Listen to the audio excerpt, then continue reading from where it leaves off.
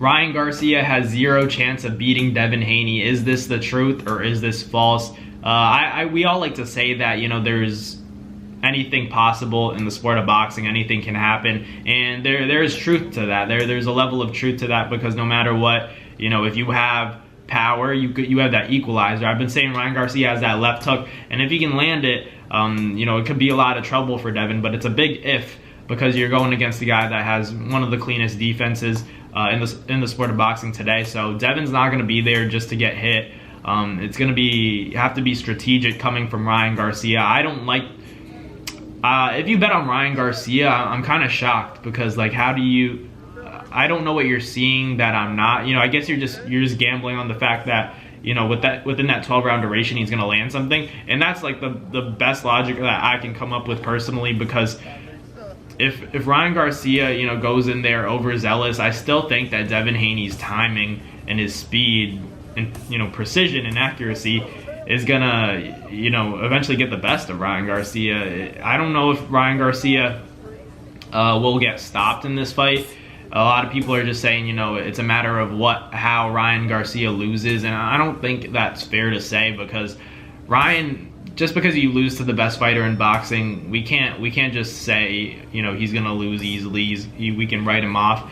It's more so the distractions. I was at the open workouts yesterday, and I saw Ryan Garcia.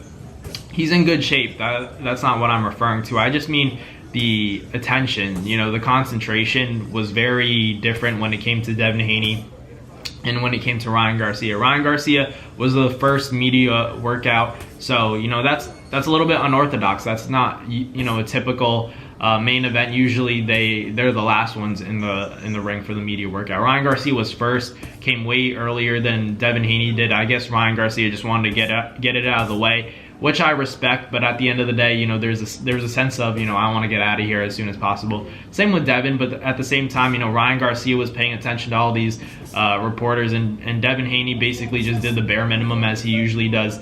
And there's just a level of professionalism when you look at Devin Haney. It's zero in on the workout, the reporters, and then I'm out. And just the eyes don't lie. Devin's always zeroed in. He's not paying attention to anything outside of when he's training or when he's answering a question. So it's a level of professionalism that Devin Haney has that I can't bet against in this fight. And I think Ryan Garcia, of course, he has that left hook. He could definitely land it, and if he lands it, he's I don't even know what to call him. What can you say about a guy who finds a way to, magically land that left hook? And I'm not saying it's luck. I think I'm making it sound like the only way Ryan Garcia beats Devin is if he lands a lucky shot.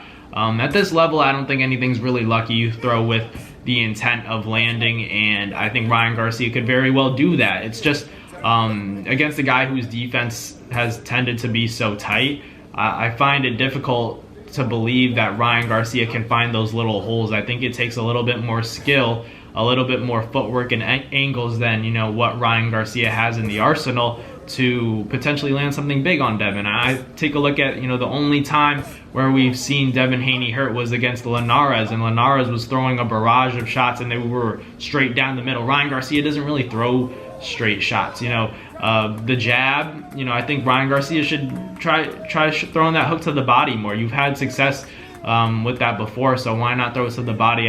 I'm scared that Ryan Garcia is a little bit too focused on getting a headshot to the point where he'll neglect the body, and I think that could play to his demise even more than we already think. But I want to give Ryan Garcia a chance. I think he has a chance. I just don't.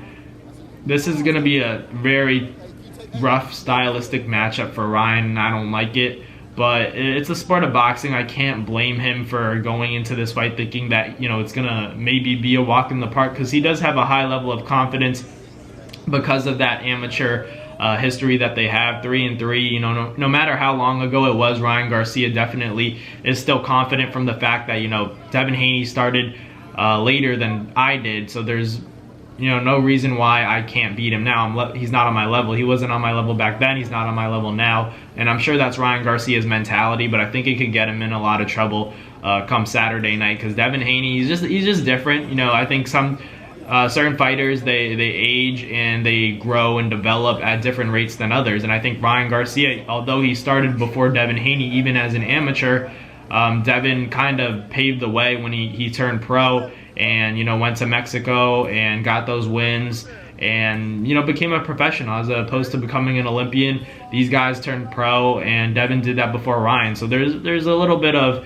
you know, I was an amateur before you were, but Devin was a pro before Ryan was. So, you know, it is what it is. They both have their little advantages, their little mental edges where they could take it as an advantage, or they could take it as, you know, a con. You know, the wins, the losses in the amateurs, however it affects them, may dictate, you know, what happens in the fight. But, you know, ultimately it's all about, you know, what they've been doing during these training camps. And we've seen Ryan Garcia basically all over the place, all over social media, hanging out with influencers, doing their live streams, supporting his brother, you know, a week before the fight when he's supposed to be, you know, recovering, and just taking it easy on the body. No matter what you guys say, you know, traveling does take a toll on you, and Ryan Garcia has obviously been doing a lot of that, and people are skeptical of, you know, abusing substances and just going out and partying. I understand, you know, he lives a crazy life, but ultimately, you know, you can't do that in the sport of boxing. It's just one of those sports you can't get away with it. You know, basketball, football, baseball, you may get away with it. Maybe people won't even notice. They'll just be like, what's the matter with him? He had an off night. But this is the sport of boxing where your performance only matters on fight night. It doesn't matter what you've been doing. You know, obviously it matters. You have to be doing the right things. But, you know, when the bright lights are on and it's fight night and that it's that pay-per-view time, you know, that's all people are going to remember. That's all people are going to care about. They're not going to remember what you were doing in the gym. So, and that goes both ways. Ryan Garcia, you know, I'm sure he's hearing a lot about, you know, what people like me in the media are talking about. Like, he doesn't seem focused. Like, he's been doing this in training camp. He's been doing that. But at the end of the day, with a good performance, you know, that all goes away. He can shut all of us up, but he has to, you know, be very strategic. I don't think he can just go in there and knock out Devin Haney. It doesn't work like that. Like, there's no shortcut to boxing, period. There's definitely no shortcut against a guy like Devin Haney, who's considered, in my book, the guy at 140. Despite only having one fight, I thought he looked tremendous against the top dog in Regis Prograis.